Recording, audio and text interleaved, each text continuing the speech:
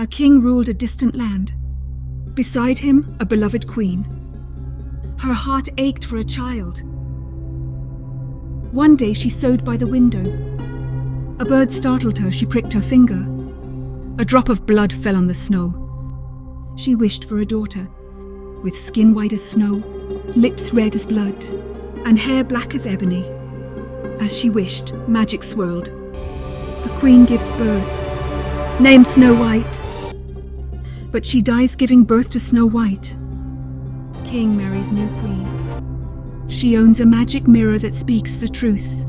Mirror, mirror on the wall, who's the fairest of them all? Thou, O queen, art the fairest of all. But Snow White is even fairer than you. Mirror favors Snow White. Queen rages in jealousy. Queen orders Snow White's death. Huntsman can't kill Snow White. The huntsman spares Snow White and deceives the queen.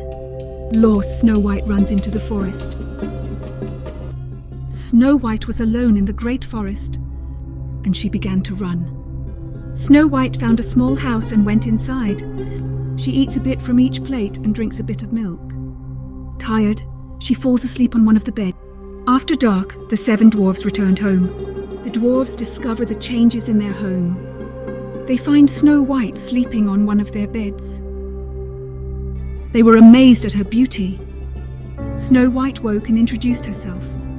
"My name is Snow White," she answered. She explained her escape from her evil stepmother. The dwarves offered her a place to stay. Snow White agreed to take care of their home. The queen learned that Snow White was still alive. Her jealousy was rekindled. She crafted a poisoned apple to kill Snow White. A deadly plot was set into motion. In her secret room, the queen prepared a poisoned apple. Snow White, living with the dwarves, was warned not to let strangers in. Snow White lived happily with the dwarves. She kept their house tidy. She often played with forest animals. Disguised as an old peddler, the queen offered Snow White the apple. Snow White, seeing the queen eat half, took a bite and fell dead. The queen, assured of her beauty, felt temporary peace. Finding Snow White dead, the dwarves mourned for 3 days. Placing her in a glass coffin, they watched over her. Animals too mourned, visiting her coffin on the mountain. A prince, lost in the woods, found Snow White's coffin. Moved by her beauty, he offered the dwarves anything for the coffin. Dwarves refused to sell the coffin. Prince pleads for the coffin. Prince said, "I cannot live without Snow White." Feeling pity, the dwarves gave him the coffin, and so the prince kept watch over Snow White. Prince's servants carry Snow White's coffin. A stumble dislodges poisoned apple. Snow White opens her eyes alive. Snow White was revived. "Where am I?" she asked. The prince said joyfully, "You are with me."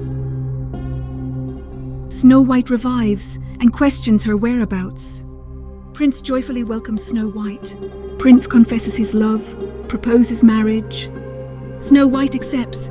They plan their wedding. Stepmother consults her magical mirror. The mirror reveals a new queen is fairer. Stepmother arrives at the wedding. She realizes Snow White is the new queen. Stepmother is banished from the kingdom. Prince and Snow White live happily.